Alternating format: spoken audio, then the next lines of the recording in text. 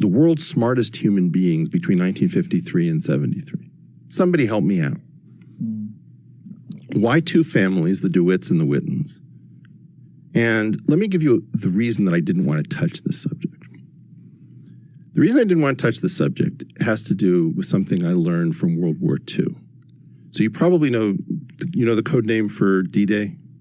No. Operation Overlord. There was a companion thing called Operation Bodyguard, and in particular Operation Fortitude, which was inside of Operation Bodyguard, which was the planned invasion of Norway, which was never going to happen. But we faked an entire invasion of Norway because we had a troop buildup in England that was going to be headed into a very narrow place and was going to be outgunned by the Germans. So how do you get all of these people who have to fight, who have loose lips, probably going off and seeing prostitutes, who knows, not to spill the beans on D-Day?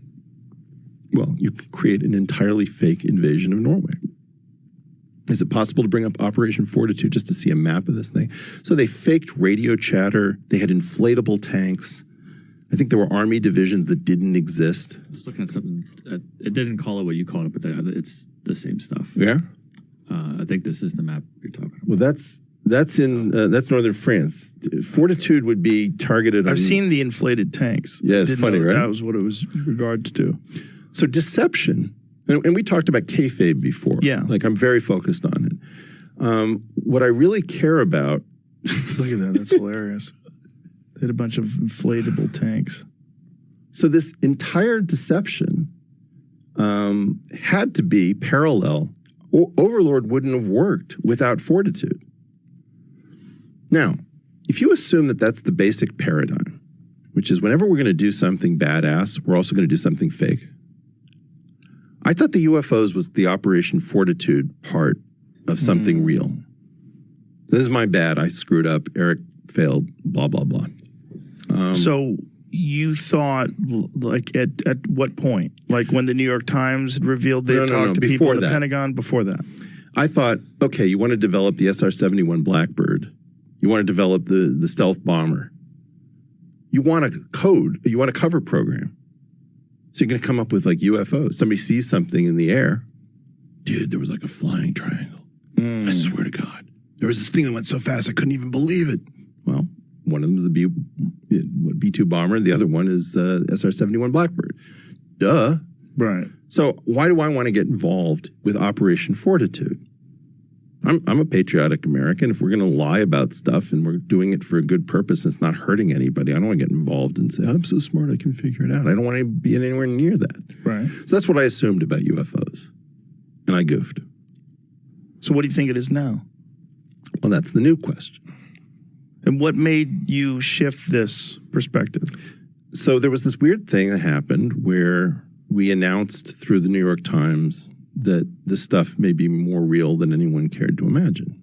You know, and Jeremy Corbell was releasing these videos, and who was leaking them, I don't know, and the New York Times was authenticating, and, you know, you get all of this, again, tons of ambiguity, so everybody's decision tree blows out, nobody can think straight. But I thought, oh no, what if the old Feynman stories that I've been following are actually about something rather than about a deception?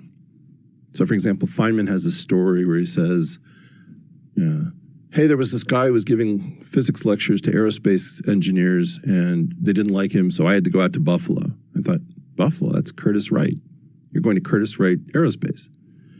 And he's got another one about, give me $1 because somebody calls him up and says, give us the nuclear patents to, like, fission-driven planes and crazy stuff. Feynman is constantly telling us, he's got a story called It's Greek to Me, where he shows up in North Carolina, can't remember whether he's supposed to go to the University of North Carolina, Chapel Hill, or Greenville. And he has to figure it out, and he says, I'm late to the conference. There would be a bunch of people mumbling the words G mu nu. And the guy says, oh, it's Chapel Hill. So he goes there. So ha ha ha, it's a cute story about how clever Feynman is, which they all are. But that was a conference sponsored by the Institute for Field Physics at the University of North Carolina, Chapel Hill, sponsored by Agnew Bainson through Bryce DeWitt, who is the person who repurposed the Gravity Research Foundation essay, which is only supposed to be about harnessing gravity, anti-gravity devices like UFOs. And he said, well, if you really want to get to anti-gravity, you have to do it through quantum gravity. Right? Now, he did that, and then a couple of people from the Institute, it was Arnowit and Desser, entered and won this competition that had the stench about it because it was like stigmatized. You're going to enter a competition for anti-gravity devices? Oppenheimer says, wow, you guys won this by using the name of the Institute for Advanced Study. You give the money back right now. We're not going to touch pseudoscience. The guys kept the money. And then the floodgates opened, and Penrose entered it, and Wilczek entered it. Everybody and their mother, Martin Pearl, entered this competition. Lots of Nobel laureates win it.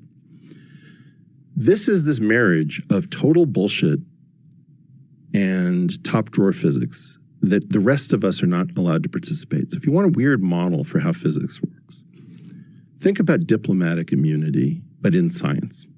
You've got this group of people at the top who are allowed to engage in quackery. They can hang out at Esalen and smoke dope and take LSD and go into sensory deprivation tanks like Feynman. They can pal around with rich people who are talking about anti-gravity, but the rest of us have to stay in our lane. Well, that ends now.